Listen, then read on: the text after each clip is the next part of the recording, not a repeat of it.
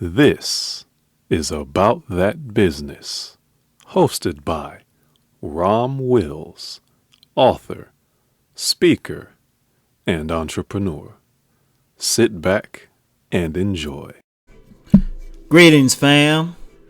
Today I'm going to talk about buying or renting as an entrepreneur, right? And I want to shout out one of my supporters, Darren Lee, for suggesting this topic, right? Or requesting this topic, actually. I think that's a very good question as an entrepreneur.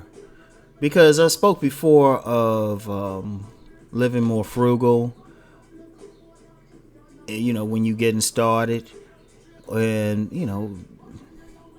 being not buying as many things, being disciplined with your diet. As an entrepreneur, I would strongly suggest renting until you establish enough to truly buy a house. And I don't say this just out of theory, right? One, you have many rich people who actually don't own their homes. They might live in they might live in a high rise or, a luxury apartment, but they don't buy things. Now, like I said, this ain't theory. I mean, I've read some rich people who do this, or read about some rich people who do this rather. But I remember I met this gentleman over 10 years ago, right? And now this was a guy who made his living by buying foreclosed houses, fixing them up and then selling them. And he was pretty much a millionaire. This dude had money dripping off of him. I mean, he had enough money. I know of at least one occasion when he built a house from scratch. Because he was asking about a property in my old neighborhood. It was a vacant lot, and he was asking about it. Right? And I told him, I said, yeah, that was a house that burned to the ground. I don't know who owns the land now. And then when I went back through the neighborhood years later, there was a big house sitting there. Now, he probably built it. Because he had that money. He had a lot of money. But the interesting thing about this guy, for all the money he had, and you're talking a guy who could get a house fixed up and everything, own a house, fix it up easily. This dude lived in an apartment.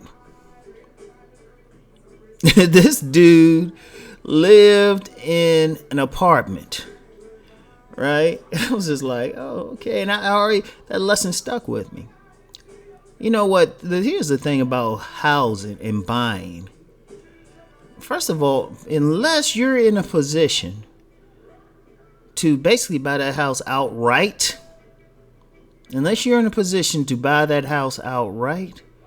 you're talking a money trap there. See, people have this mistaken notion that a house is wealth.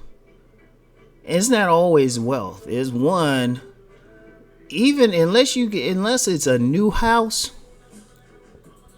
Unless it's a new house and you can go years without really putting any money in it, you're going to be spending money. And quite as it's kept, a lot of people are living in some homes that might look decent on the outside but need a lot of work. I remember years ago I used to live in Fort Washington, Maryland. And for those familiar with that area, there's a section of Fort Washington that has a bunch of mini mansions. Like if you say Fort Washington to people in that area, they like, oh, okay, you got a little bit of money. But the funny thing is, I knew this guy who was a contractor, right? And he was telling me about many of the houses. He said, yeah, they look good from the outside. But if you go inside, they hardly have any furniture. And if they get a roof leak, they can't fix it. And he said this was the case with several houses. And they got a bunch of things that they can't fix. See, you spend a lot of money on a house. Just to buy it, or, the mortgage. And then you got taxes. Then you have to pay for utilities. And then when something breaks down, a lot of times people don't have money to fix it.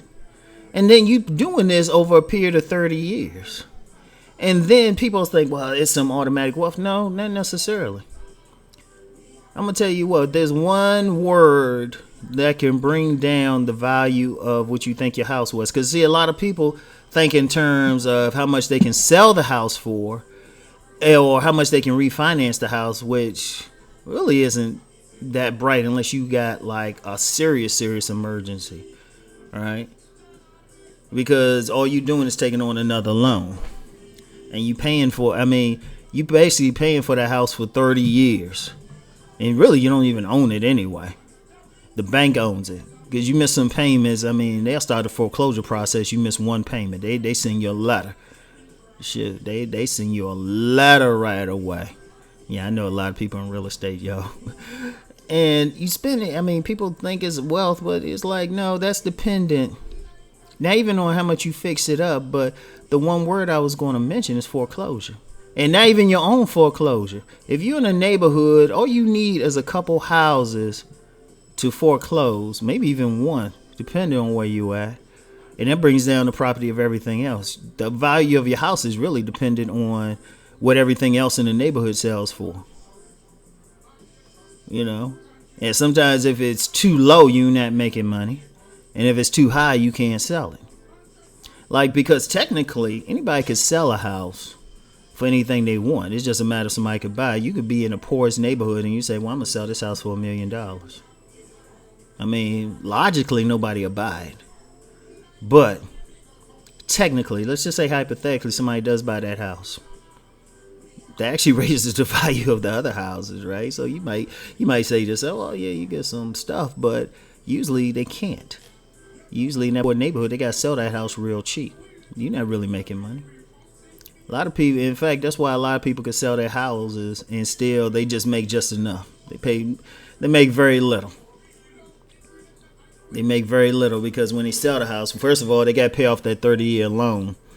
Or I know they got 15-year loans now, but I'm just talking about the norm. First of all, you got to pay that off. And then you might have a little bit of money left over. You know, you might have a little bit of money left over. Only way, that's why I like, sometimes the best way if you're going to deal with a house is just buy some distressed house, fix it up, and then sell it back. You can get a lot of money. But as an entrepreneur, that house takes a lot of money out. A lot of money. You got to keep stuff fixed. You got to keep that air conditioned working.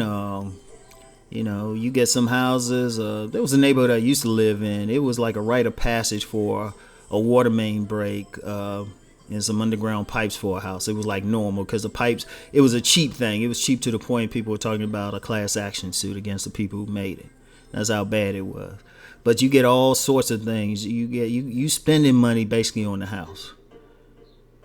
That's why there's a lot of people who lost their house, especially during that whole subprime thing, because that just takes money.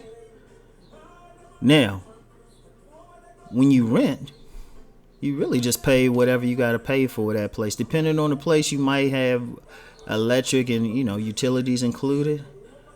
But other than the rent and maybe electric, usually not water, or if it is, usually with water, it's like a very cheap price. Other than that, you don't have to have cable or something. You can live bare minimum. Why are you building up the money? You can save that money. So you always want to think in position of saving money.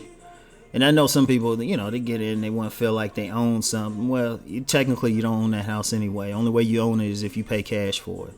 Now, depending on what you're doing, depending on where you're working at, what you're making money at, you could actually put enough on a house where you either got you can pay it off relatively quick, or you have a real low mortgage.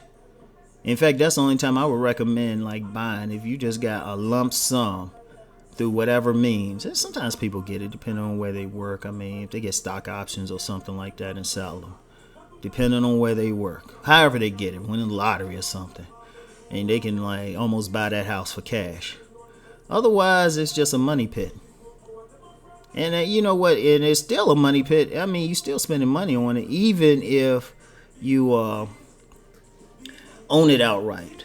Like, even if because I've known some people, they actually inherited paid for houses and they still put money on it. So if you started out though, like I said, home ownership is great. If you get a nice property somewhere, or you can put a lot of money down, you're making money like that, hey, that's great. But if you're just starting out, you need to have as much money to put into the business and just survive everyday life than anything. So at least starting out,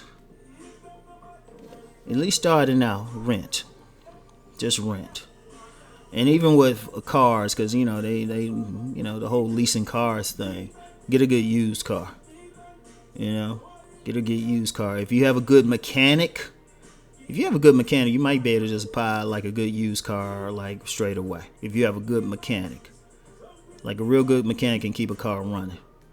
So you want to do that. You want to be in a position where you're not putting out a lot of money as an entrepreneur starting out. Now, that's not to say you don't want to get a house eventually. It's not to say that you don't want to. And it's actually a good, if you have a family, especially, very good invest.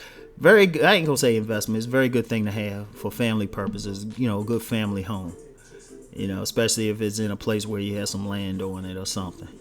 But do that after you got a lump sum of money, because, like I said, you're gonna not only are you going to likely be paying a mortgage, but you need to have like some money for things that break down.